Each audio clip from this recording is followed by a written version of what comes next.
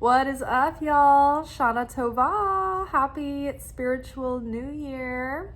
So we are just outside of the threshold of Rosh Hashana, which is a 48-hour opening in the cosmic gates of time and space, where we have a particularly strong connection to a specific quality of the light of the Creator, this being our supernal divine feminine nature of the Creator, the supernal mother that nurtures us, Binah. So, and this is the head of the column of judgment. So this is our birthday, hence our mother, but this is also our yearly judgment day, right? Column of judgment. So we just finished this 48-hour period that straddles 3 days. So basically on Sunday, we had our new moon in Virgo in the 29th degree, in the critical degree, and our solar eclipse that took us right into the holiday of Rosh Hashana. So on Monday, I was doing teshlik, which is like infusing and like repenting for my sins, confessing my sins out loud into this bread, and then casting the bread into water. So that was like the initial, like one of the initial purification ceremonies. Then on Monday, the evening began, like the first of, like the opening of Rosh Hashana began. And so it begins with the nullification of the vows, which cancels out any like things that you said that you didn't follow through with throughout the year, like any empty promises you might have made, or things you said idly but weren't conscious of your words. So it cancels out any unconscious statements, any empty promises, unmet promises, any of those empty vessels we talk about that gather chaos. So then there is a first blowing of the shofar, which starts the process of the soul. We go through prayers and rituals on Friday night that leads us into the ritual meal, where we eat these foods that reveal these certain blessings for the year. And so we did that as a group. And then that's all for the first night. And then the second day we begin at like 8:45. This is like a 12-hour day. We do morning connection, where there is like different readings of Torah and different singings of psalms and blowings of the shofar and consciousness lectures. Like it's just jam-packed. And then in the evening, there were some lectures, consciousness lectures after the evening connection, or right before the evening connection and nestled in. So I'm going to share one of those with you guys tonight. So the astrology report for the year by the Kabbalah Center astrologers, I'm just going to do the whole reaction video thing that we did that one time, where I'm going to hold my iPad up and let you guys watch this part of the video from the broadcast. And the Kabbalah Center is all about sharing and for the sake of sharing. So I don't think they would mind if I shared this clip for you guys in the spirit of wanting to help you get some notes in advance for this coming year. I'm excited about doing the 2026 prediction series coming up soon. So I'm going to hopefully get that done quicker and swifter and earlier than last year. And I have worked out the bugs in the payment systems and everything that I had issues with last year. So hopefully everything is all ready to go in the next couple of months for y'all before the holiday season. So in the meantime, though, the astrologers from the Kabbalah Center give their predictions for the year based on the astrology for the year to come. And so the notes were pretty powerful.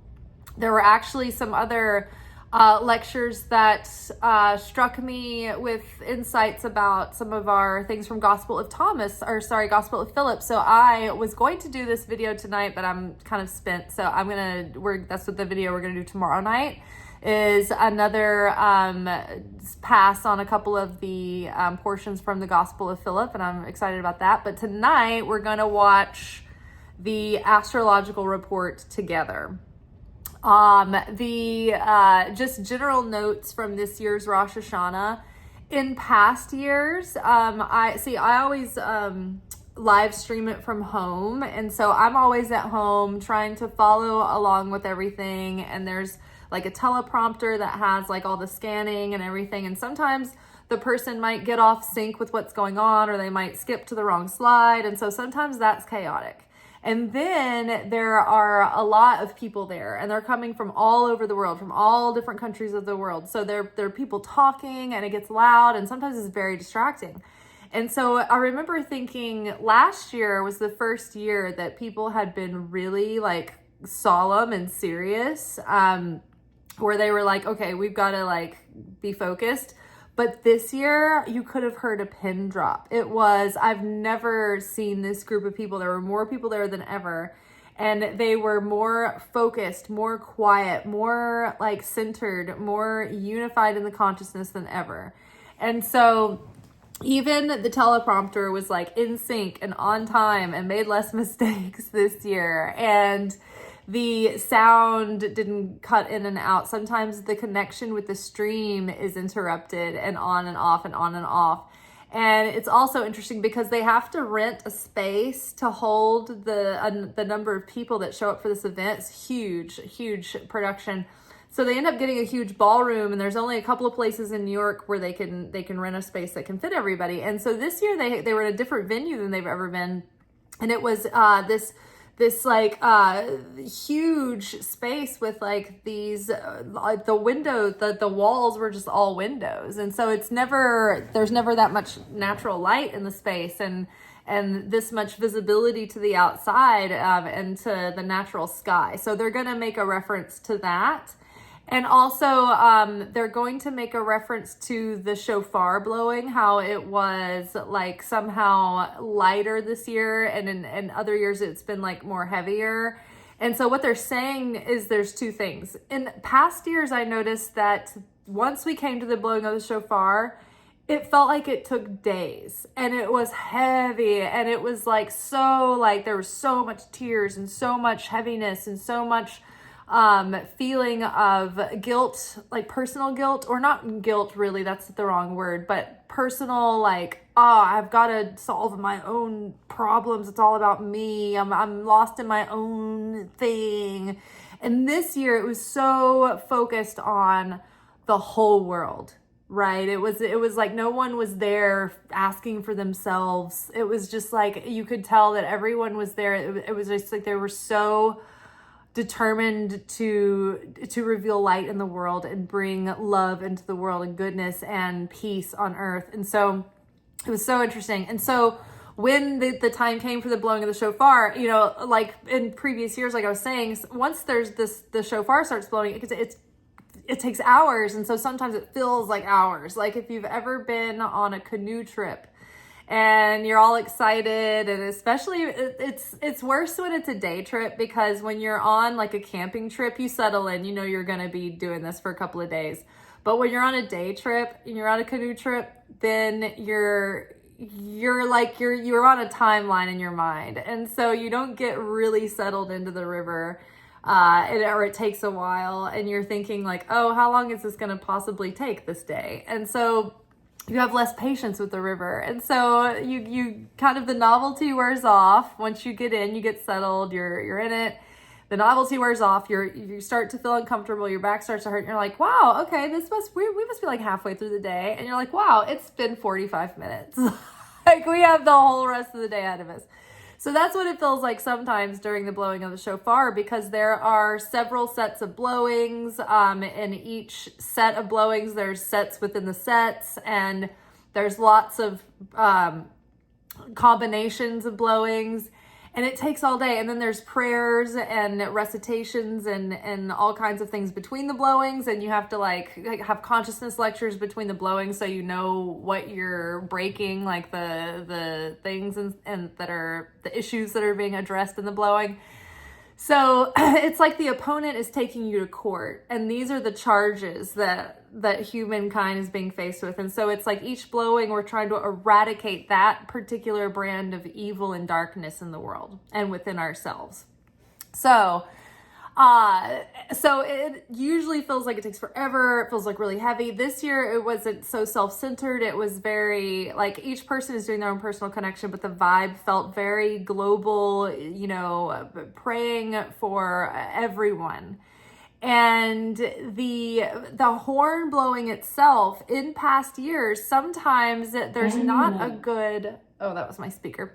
Sometimes there's not a good seal or a good blow. Like sometimes it just like there's blooper blows. Like it doesn't, there's not a clear, strong, clean blow. And there's certain like measures that are supposed to be hit. And so last year I remember thinking it was having that Michael Berg, the man who blows the shofar, our teacher, our head of the Kabbalah Center, it was like the shofar was malfunctioning or something. It just wasn't blowing very well.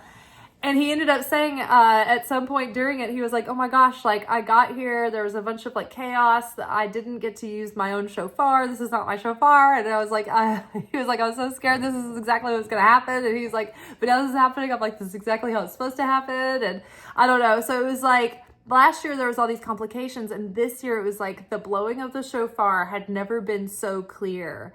It had never been so intentional and precise and resonant. And so it was, I just thought it was super cool. But between like the silence of the audience, the unified focus, and then there was like just the most profound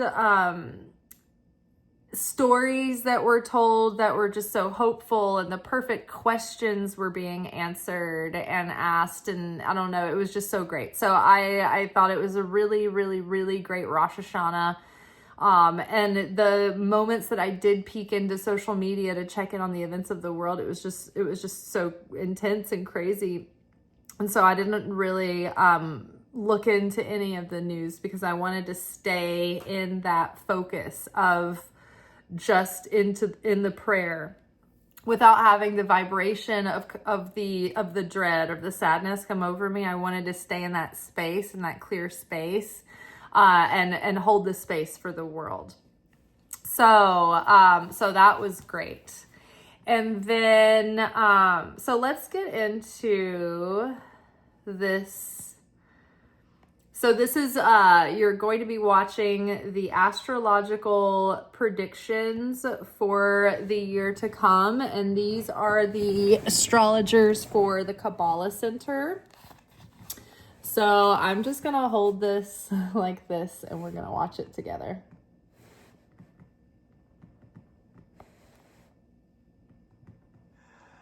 Chag Sameach, everybody, and Shana Tova. Welcome back to our continued program. So if this gives you an interest in joining the Kabbalah Center, you'd want to go to Kabbalah.com. You can start yourself a free account with your email. You'll have access to a lot of different resources with just a free account and a lot of replays for different things. But if you want to take classes, some of the entry-level classes are like pay what you can, or you have access to pretty much everything if you have a monthly membership, which mine, I have the One House membership. It's like $49.99 a month, less than any of my tithes per week, and I've never regretted it. So this is where I take all of my Kabbalah classes. So this is, consider this me giving you guys a preview for the Kabbalah Center to promote them through this shared clip, okay? Unofficially, not sponsored. This is Kabbalah Center, okay. So everybody's welcome in from the corridor area, and let's try to hurry everybody else in that's on their way. As we have our two profound astrologers, Yael and Ruth Namias, ready to share with us the most important insights for this coming year. It's always beautiful to think about what's happening in the stars, but I think what's fascinating always to think about is when we look at the world and conventional astrology. Generally, the idea is that the stars compel, meaning that we look to the stars to know what's going to happen. Impel. But Kabbalistically, and what we know we're going to hear from Ruth and Yael is actually that the stars impel, that we need to understand our work as it relates to what the stars are sharing with us. And in the process of that, we can be ready to actually create the most powerful year. So please help me welcome Yael and Ruth Namias. This is not be crazy, but be able to see this. Okay, here we go. You're used to us by now, no? No, yes. Every year, the two witches preparing the for the forecast. The good ones. The good witches, the positive witches. Chag Sameach, everyone. Shana Tova. Chag Sameach. Welcome Such back. a pleasure to be with you guys, and it's beautiful. Soon we're gonna see the stars through the ceiling, actually. Yeah. So that's amazing. So today we're gonna walk you through the main trends of this Kabbalistic year. So I will start with the way that the chart of the year started. And as you know, there were eclipses. Ooh, eclipses. We're going to speak about the eclipses and the good omens. So I will start with that. And Ruth has prepared things that I've never heard before, so I'm super excited. Super excited. And then how we're going to end is that we're going to take every sign and give you guys the highlight of how the eclipse, that we know eclipses, they are here for a long time. Their effect lasts for almost 6-7 months and sometimes even more. So because of that, we're going to go to every sign of the zodiac. I will give you what the eclipse, in that sign, where it happened in the chart and what you're going to need to work on this year. And Ruthie will give you as well for every sign, we're going to do one after another, how the big planets are affecting, your sign. So that no excuse to not continuing working this year. Okay? We have like a list for you guys. It's about like 50 pages. So good luck to us. Okay. Good. So as we stare at the chart of the new moon, which is Rosh Hashana, there are many, many things, many features that are very, very unusual. The first feature, it's the number of mutable planets. Now, mutable planets in the Kabbalah, it means that the inside of the energy, it's air, okay? What is air? Air, it's the ability to adapt quickly. So as we enter, the sun is still in Virgo, right? Sun is still in Virgo. The new moon of Libra is not quite there yet. And we have this unbelievable amount of mutable signs that tell you, okay, this year we are light. And it's very interesting because I was thinking about it when we had the shofar. Usually, the shofar is so heavy. You go like, oh my God. You are like pedaling in the glue. You don't know when it's going to be the, number 101 of the blows. And this year, it was light, right? It was air. Like air. We saw the air. Everything was air. So this is really the theme of this year. As every one of us is going to have to learn to be a lot lighter. Now, most important thing that we had, full moon of Elul. In the full moon of Elul, we had a complete lunar eclipse, followed by, on the 21st of September, if I'm not mistaken, early afternoon in this hemisphere, we had almost complete sun eclipse. Okay, it wasn't visible from this side of the world. It was only visible from some pieces of New Zealand, Antarctica. We couldn't see it from here, but it doesn't mean that it didn't have any influence, yes? Actually, on the contrary, because of the degree that the planets were, and I'm going to spare you all the details and the astrological cooking, but the planets were in what we call critical degree. It's like 28 degrees. So it's like all the energy finishes, yes, in a sign before starting the other sign. So this made this series of eclipses particularly important. Now, when a moon is eclipsed, the person is discovering something about themselves. When there is a shadow on the moon representing the inner world, the moon representing the soul. We have debate about this because Ruth is going to tell you it's also Pluto. But like it's okay, it's the debate in astrology. She knows me very well. Yes, I know you very well. You got to come with Pluto. But before you come with Pluto, remember that our calendar is lunar, right? Lunar and solar. We respect the season. It's a hybrid calendar. And we start the new month in the new moon. So our months are lunar. So the moon is extremely important. It's one of the luminaries. So on the 7th of September, we started a real inside journey. Things were discovered by you guys. Each and every one of you discovered something about themselves, discovered a zone of shadow inside their soul. We really started a discovery. And of course, eclipses and they come together. Then it's followed in the 21st of September, which is the eve of Rosh Hashana, by this almost total solar eclipse. That the solar eclipse is really a change in the meaning of life. Because the sun, what does the sun represent? The sun represents everything that we can see.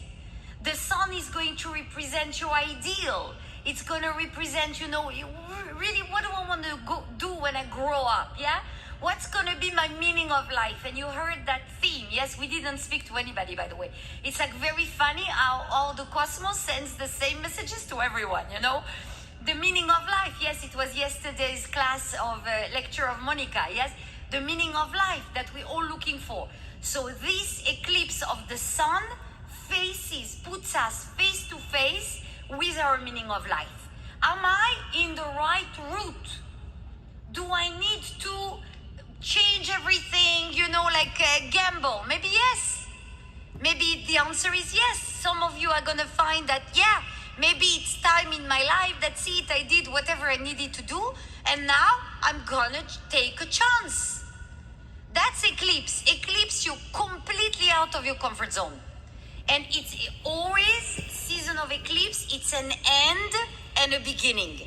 So the end was the moon eclipse, where we suddenly became aware of shadow part of us. And the solar eclipse, that was eve of Rosh Hashana, it's a new beginning. And it's very interesting that many planets, almost I think 4 or 5 planets, right? Yeah. Are in retrograde motion on Rosh Hashana. It's like the whole world is in retrograde. You're looking at your life past, yes? It's like going back to the future. The light is putting us backwards, so we see our life. I don't know if that happened to you, but I really felt like that. When we started blowing the shofar, I felt my life in accelerate. Like from the first time that I heard the shofar from the Rav, in 87, to zzz, everything I'm eclipse season, anybody? Yeah? Eclipse season, my life will accelerate in a couple of blowings.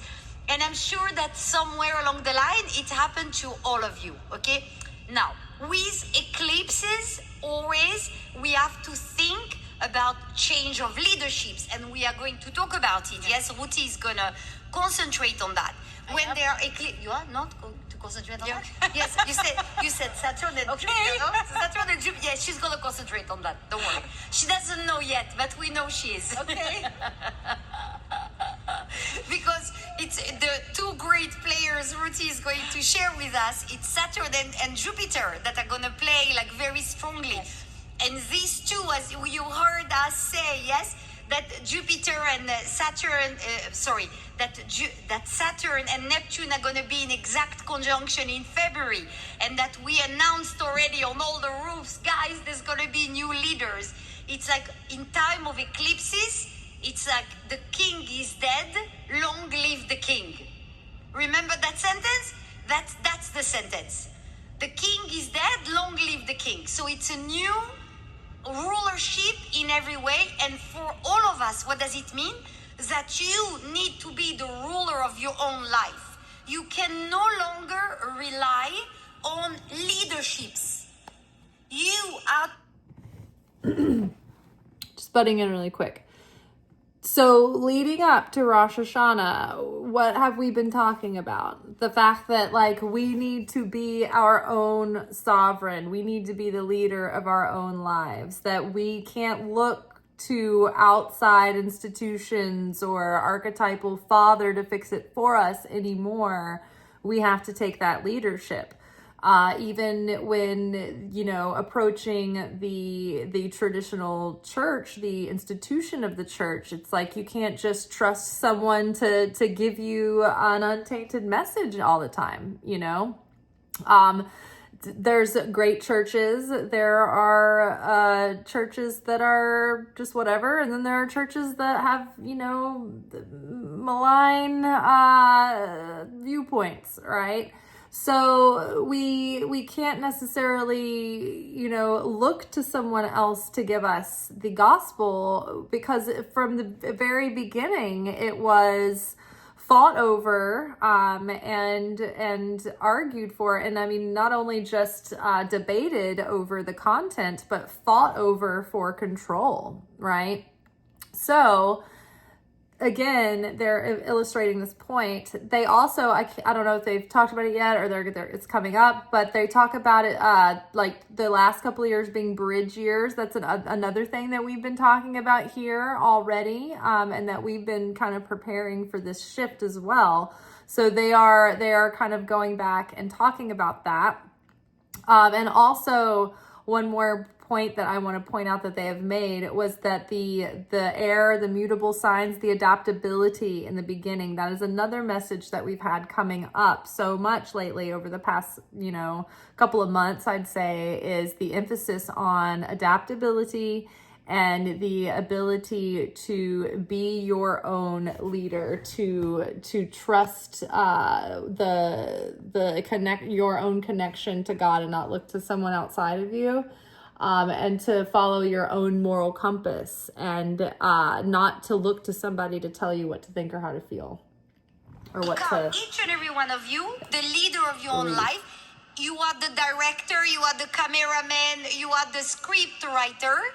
Make it a success. Go to the shadow, then go to the light, the moon and the sun, and then find a renewed meaning of life. And that's why we are here. Renewed meaning of life. Everything that we knew until now, it's already old. It's old and it has spider webs. Now we need to surprise ourselves with a brand new reality and a brand new life. And we're gonna see how each and every one of you will be affected by this eclipse in a second. Let me see that I didn't forget anything in my 50 pages. Yes, and Uranus and Pluto are also very harmonious with the eclipse. So Uranus and Pluto is definitely the meaning of life. Yes, with heavy duty planet, so we are going like all in, all in. And it takes one person to change the world. Remember what the Rav said? We don't need, everybody wants to change the world, nobody wants to change themselves. It takes one person to change the entire world. You remember the sentence, the one that saves a life saves the entire world. Well, save yours. We'll have more details coming. Yes. Your turn. Okay. Leadership, something. About leadership. Leadership, something. Okay. Hi, everyone. So, we are in a state of mind of completely new era. That's it. We are in the new era. We've been speaking about that a long time already. If you follow us for a few years already, and 2023, 2024 were the bridge years. The bridge years to come to this era. 2025, we are starting. We are in this new era. So we are wobbling. We don't know yet how to act, how to find our way. It's like you're in a new country. You don't know the streets yet. You don't know where the traffic stops, how the traffic goes, where to turn right, where not to turn right. Like we are still in the learning steps of this new era. There is big changes, astrologically speaking, which always amazed me, how the astrology is in tune with the world, with our life, with everything that's happening in the world, right? In the beginning of 2025, end of 2024, we had the planet Pluto, right, which I love. And this is the planet of the soul. The Pluto changed sign for it to be in the sign of Aquarius, right, for the next 20 years. This is, as we said before, this is the responsibility is giving in our hands. Meaning what? Like what? We are becoming president? We are changing the rules? We have the power to change the rules in the country? No. It's responsibility of our lives, responsibility of our consciousness. And I won't go too much into that because we spoke about that already. So we feel, this is the moment, this is the 2 days, the 48 hours, like Michael Berg said, to feel that responsibility, that we are the ones stopping the light. So with this planet Pluto, it's helping us going out of the box, right?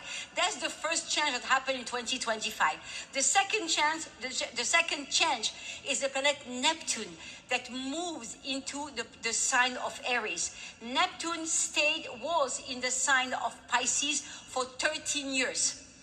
And now it moved it will move 0 degree. Now it's at 1 degree in Aries. This is big, this is huge.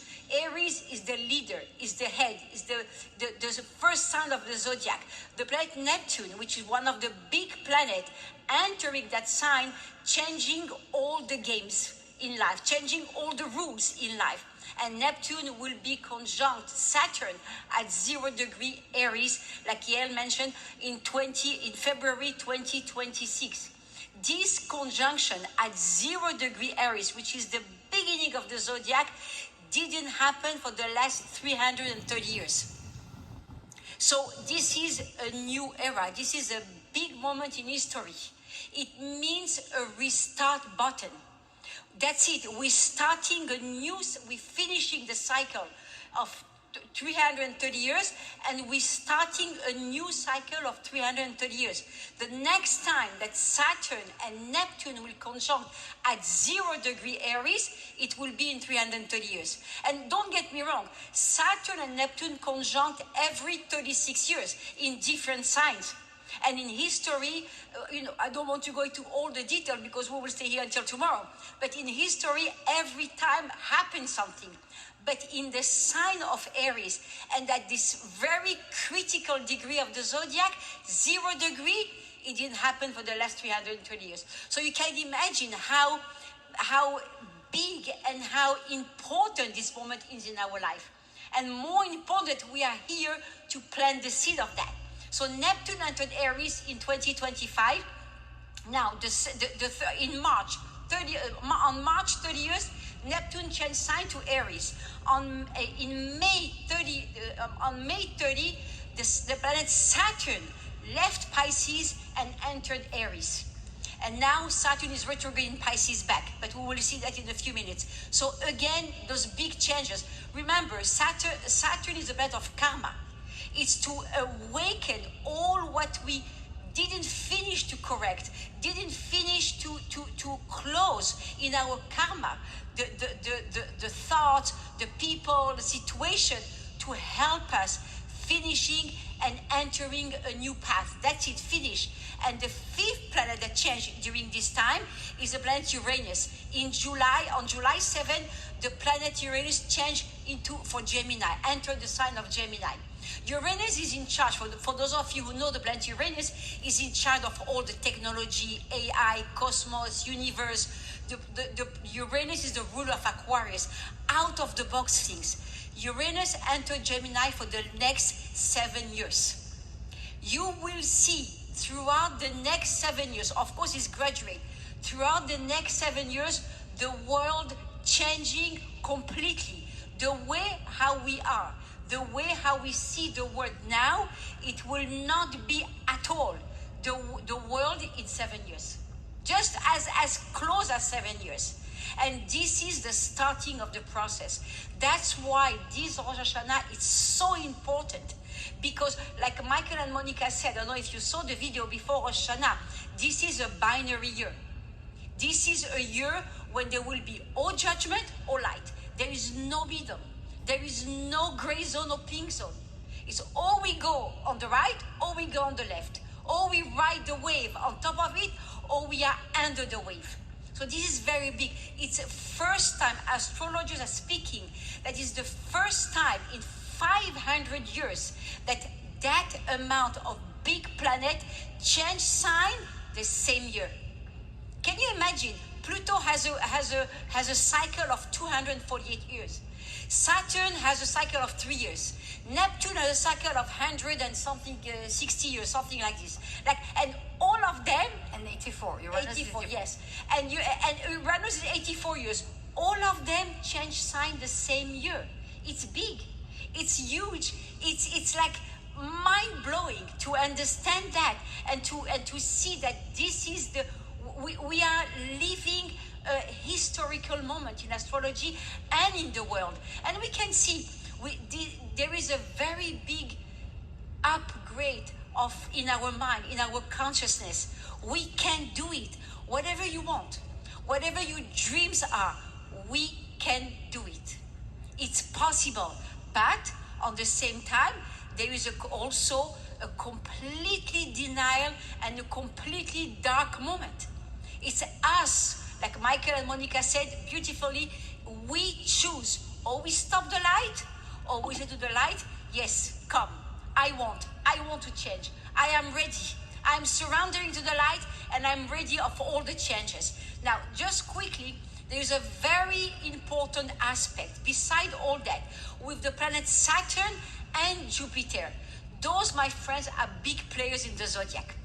It's not those little planets like Venus and Mars. I don't have anything against that, but they're like going around the sun and following the sun, right? Those are big players. We talk about important planet. Saturn is the karma planet. Jupiter is the blessing planet. It's where we manifest. They started their conjunction in 2020. What happened in 2020? Corona. What didn't happen? What did happen? Exactly, right? Everything happened in 2020. The world changed.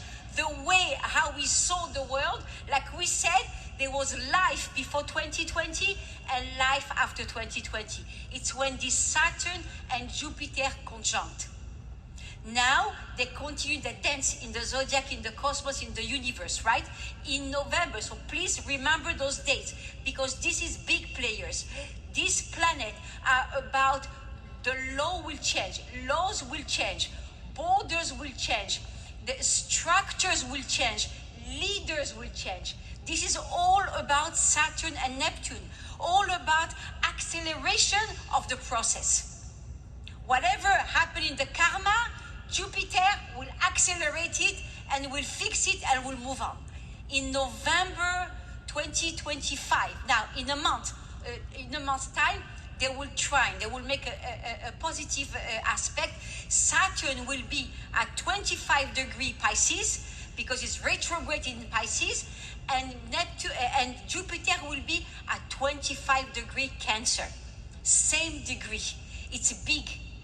To play like that in astrology, to put two planets, those big planets in the same degree, it changes. It changes in the way of life, changes in the way of thinking, changes in the way how we see the world. And those two planets didn't finish the dance. They continue to aspect throughout until 2027. It means that in the next 2 years, we will see changes like we didn't see for the last 100 years. Hundreds of years. Oh, the last time, by the way, I follow a certain astrologer that has the time to do historical dates. Yeah. The last time there was such a movement of planets, was in the Gregorian year of 576. Wow. Yeah. That was a while ago, okay? 576, where all the borders, all the rulers, exactly. Everything, Change. all the empires changed borders. Jupiter, yeah. It's about expanding. It's about manifesting. Saturn, it's about restructuring. So when I say that you can manifest your dream, you can manifest your dream. But what's the trick here? What's the catch? Yeah, exactly. What's the catch here? What is it? Can you say? What? Us, yes, but what in us? Come on, you learn Kabbalah.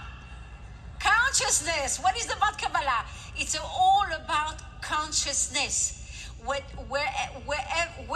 is our consciousness? That will be our reality. There is no more hiding, no more maybe we'll see. That will be our reality. So in November, so we will see law changes. Yes, the regulations changes, law changing, leaders changing, borders of country changing. This is the effect of the Saturn-Neptune-Jupiter conjunction, plus the Saturn-Neptune, which will happen in February 2026, which is a restart button. The next time that this Saturn-Jupiter will aspect, it will be in August 2026. And they will aspect at 13 degree Leo for Jupiter and 13 degree Aries for Saturn. Again, the same degree. Again, we will see in August 2026 changes in how to regulate the world. Things will change that we will not recognize the world. The third aspect that will make, it's in April 2027. So a year, more or less a year later, they will aspect at 17 degree in Leo for Jupiter and 17 degree in Aries for Saturn. But the French Revolution happened with Pluto opposite Saturn. It was Pluto opposite Jupiter. It's happening. Hopefully, there's not another revolution in France. It will happen. Revolution, something like this. Not like France, but revolution will happen because we see now ideas, ideologies, opinions are black and white. They're black and white. There is no middle. Oh, you are with me or you are not with me. Oh, I hate you or I love you. There is no middle. And the final aspect that those two planets will make will be in July 2027 with Jupiter 27 degree in Leo and Saturn 27 degree in Aries. So mark those dates because those moments will be critical for the world because it will be a lot of changes in rules, in laws, in countries, in leadership, in leaders. Everything will change. The way how we see politics, communication, communities, people, everything is changing. And the planets are here to guide us, to give us like this, it's like a ways, right? To give us direction. This is a historical moment. We are in the new era. And because we are in the new era, we're creating new laws. We're creating new rules. We're creating new boundaries and new borders. So let's go with the flow, no against the flow. Michael Berg said it this morning. We want the light, let's go with the flow. Let the light flow with us. What's the difference that we have and the people outside doesn't have? It's consciousness, it's knowledge. We know, so we know what will happen. We know what's happening, and we know how we can change and adapt ourselves. This is a time in the next 2 years to adapt ourselves. We cannot go against the changes. We need to adapt ourselves in every way and everything possible. Because if not, we stay behind. As simple as that.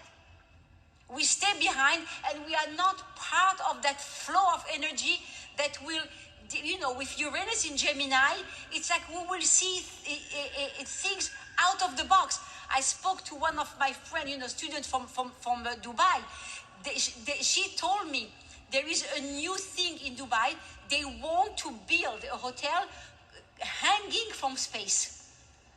If it's not Uranus in Gemini or Pluto in Aquarius, I don't know what it is.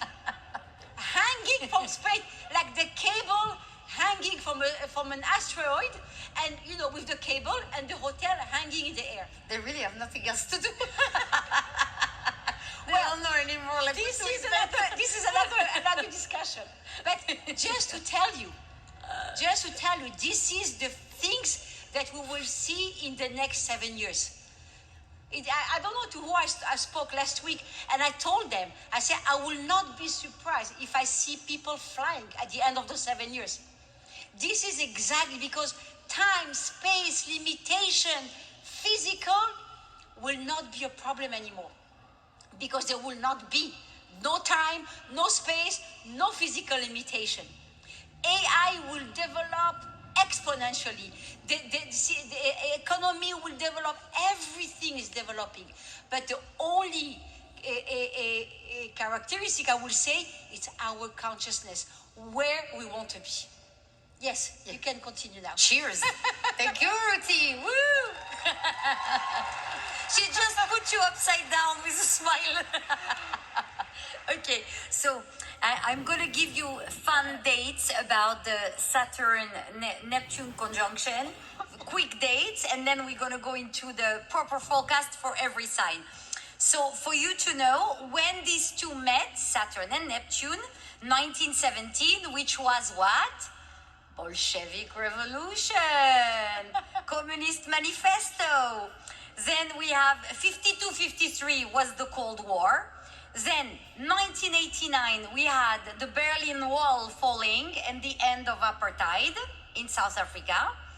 In 1999 Google was created. It's the Y2K. Everybody was so afraid about year 2000.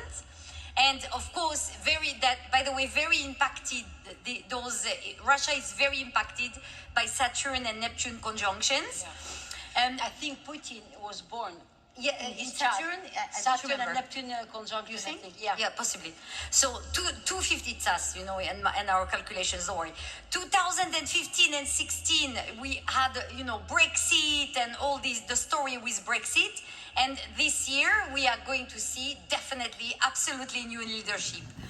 So, new kind of leadership. New kind of leadership. I want to talk about just 2 minutes Yes. about the retrograde planets, right? Yes. Just a retrograde planet, we call them a second chance. Well, of course, the retrograde motion is optic illusion, right? The planet physically doesn't go backward, right, in the cosmos. But from our place, from our state on Earth, when we see up there, we think it's going retrograde, right?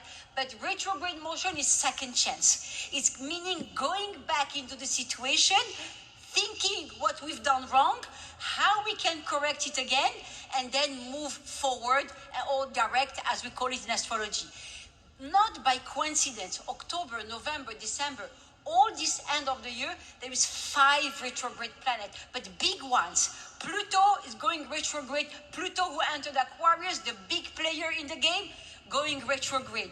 It means there is many things will be revealed. Remember when Pluto was in Capricorn for the last 11 years before that, everything was revealed. Secrets, plots, scandals, everything, right? The Me Too movement, the Black Lives Matter movement, the Epstein story, the whatever story happened, you name it, and it happened during the Pluto in Capricorn, because Pluto is here to reveal everything. There is no secret, no hidden thing anymore. Even more in Aquarius, and even more in retrograde. So this is the time when we didn't finish things inside us, with our leadership, with our missed opportunity to go back and continue and finish it. Pluto will stay not long. Pluto will stay retrograde until October. So we have 1 month or maybe less to really finish that business of the past, of forgiving, of anything like that. Uranus also go retrograde in Taurus. Now Uranus enter Gemini in July, but Uranus go retrograde in Taurus until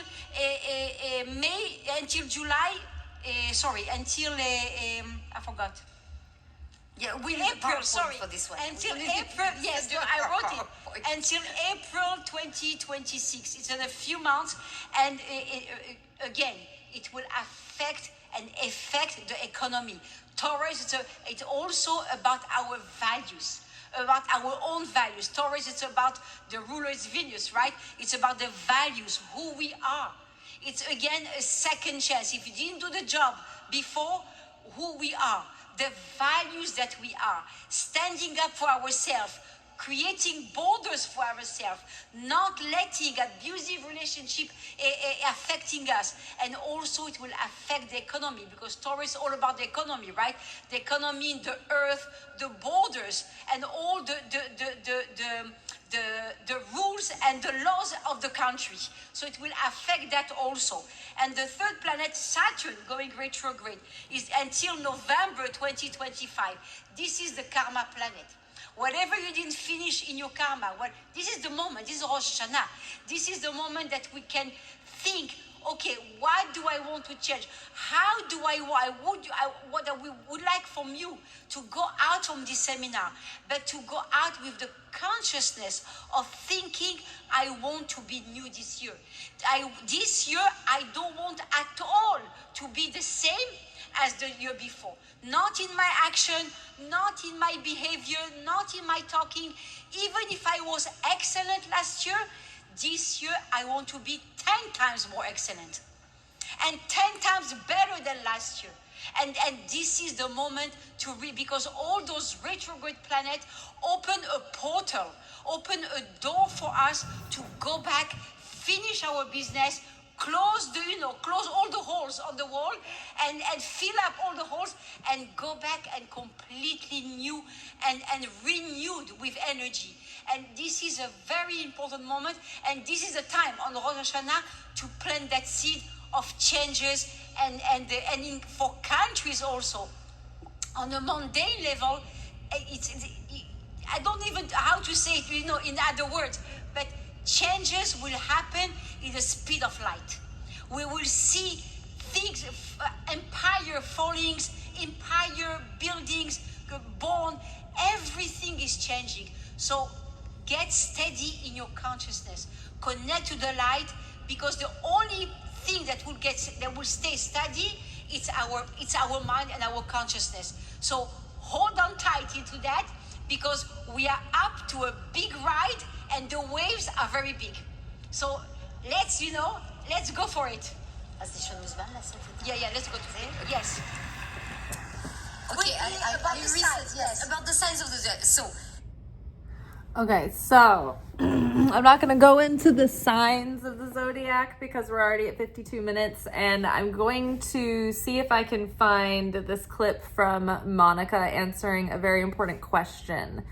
There was a question and answer session, and Monica's the wife of the Rav. They're both the leaders of the Kabbalah Center. And so somebody had asked a question, and I thought it was the most important question to be asked for the whole time myself. But one more thing about the astrology, notice how one of the last things they said was that empires can change in like a lightning flash. And what immediately I thought of was, look at what just happened in Nepal. One of the most awe-striking facts about that bizarre thing playing out was how fast it all took place, transpired, devolved, and then got wrapped up, resolved, and cleaned up, and they're moving forward, all within 5 business days. In history, it has taken, countries of being years, in arguments and fighting and whatnot, whether it be internally within themselves or externally with other nations. It takes years to settle these disputes most of the time. And so the fact that everything that occurred in Nepal happened in a week, under a week, that is wild. So that's really what we should call to mind when they're saying they're predicting these things, the major shifts that change everything can happen in the blink of an eye. Things are just accelerating. So I'm going to pause this now, see if I can find the question that was asked to Monica, and just let you guys watch her answer it. And again, if you want to check out the Kabbalah Center, it's Kabbalah.com. I know that their live broadcasts, the replay will be up for a couple of days, but this video is going to probably disappear. And so I just wanted to not only share it with you guys, but also have it somewhere permanently so we can reference back to it through the year. So I'm going to pause this. I'm going to find that question and answer session. I'll share that, and then we'll be done. Okay, I found the clip. This is hard scrolling through these technologies. Okay, so there's two people that ask questions, and I think they're both relevant and important because I think that people have posed these questions recently, and this is someone, not me, answering them for you. What did he say? I'm 40 feet up. I got to walk down these steps, and I'm tired. I have 5 weeks of this. I'm give it a all night. second. No, It's hard to like, find the exact I'm here. spot. I'm close to the finish, and I'm almost there. That's when you should be most inspired. There should be more energy in the room today than we've had yet. Beautiful. Thank you so much. I'll ask the rest of the questions at home. Do you want it? Maybe two. That's her son. So if you have a question for either Monica or David, please meet me here at the side of the stage, and we could probably take one or two. But while we're waiting for... Guys, stop running. Just walk slowly. While we're waiting for somebody to come up here, I actually have a question for Monica. Speaking about change, I've heard this a bunch recently, with all of the spiritual tools, that maybe I should do this or maybe I should do that. And I do feel like I've changed a lot in what I've embraced, but I don't know that everything is right for me all at once. And so I guess my question is, how do you know when to embrace change and when to sort of double down on what feels authentic for you in the moment, if that might not be changing in that way that somebody is asking? I think it's a good question. I think that for change to really stick and last, you have to choose it. So it's not about listening to others or double down, on what you believe. I think that the place to really go to is be honest with yourself. You might think, yes, this is a change that I want to make, and I do think it's important, but I'm also not ready to do it. And that's okay. Right? It's not like you have to either push it away or do it. Sometimes we just need to consider it and be honest with ourselves. I want this change, but I'm not ready for it, and that's where I'm at. Now, I want to work on being the person that can do that if you believe in the change, right? So do that work, but only really embrace it when you are all in wholeheartedly. Amazing. Thank you. Thank you. So please tell everybody your name and where you're from. Hi, my name is Igino, and I'm from Italy, the city of Piacenza, actually, in northern Italy, close to Mantova. So I have two questions, one for Monica, one for David, if that's okay. So Monica, the first question is, thank you firstly for an amazing speech. And I can relate a lot to, nothing is really good and bad. There's a lot, we should focus on what that gray area in between. But sometimes I struggle with, Sometimes I struggle with how to put a limit to this gray, if you want, because some things I feel at least are wrong. And how do I I'm trying to improve the way I step up in the right way, with the right tone. So can you kind of help me, maybe some question can ask myself in those situations, how you think about, sometime putting a limit, if there is a limit to be put, or should I just stay really open-minded? That's the I'm not sure if it makes sense as a question, but that's where I'm... Stay open-minded to be more specific. So, for example, someone, is doing something bad to someone. So, it's not gray, right? It's, well, you could argue that's gray. Maybe that's what that person should go through or that country should go through to, in their process, and I should just stay open-minded. Or should I actually try to do what I can to intervene? If that makes sense. Yeah, good and bad, as we spoke about in the context of the talk, is different. When you see something that is hurting another person, or that you feel would cause harm down the line to other people or to the world, we have a responsibility to do something. Not judge, not, you still have certain things you work within, but absolutely to step in, because the fact that you're seeing it and it's happening in front of you is an opportunity for you to be able to help. Thank you. Question for David. I come from... Okay, so that is a good example of being able to maintain unity whilst still holding disagreements.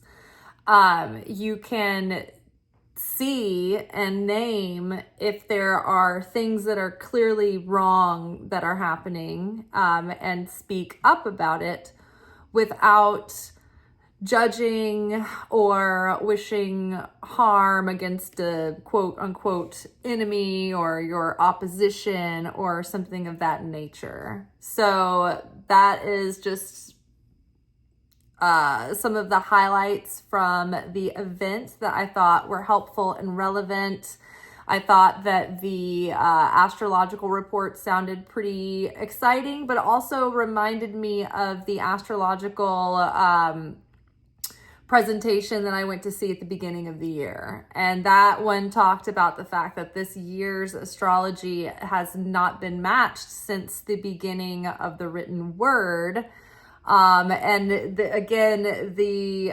two astrologers from the Kabbalah Center pointed out that, you know, this coming year, the astrology hasn't been matched since like the year 500 when everything was changing. It was like, so crazy huge shifts happening, so we'll see how it all plays out, I guess. But tomorrow night I think we will be back together for a special Gospel of Philip teaching and sort of out of our usual scheduled programming, and then we'll probably get back on our regular schedule after that. But I just wanted to give y'all a little taste of the Kabbalah Center. Also, you can go watch their content on YouTube on the Kabbalah Center channel, and you'll see like Monica and Michael, the heads of the Kabbalah Center. They're married, and she was just sitting with her son. That was this question and answer thing. Their weekly podcast is called Spiritually Hungry Podcast. You can listen to it where podcasts are found, or you can watch the video on their YouTube channel. Also, the weekly Energy Boost, which is one of the podcasts that I listen to also, and you can listen to it or watch their show on their YouTube channel. And that is the show where they talk about the spiritual energy for the week as it pertains to like the Torah portion. So that's always helpful too.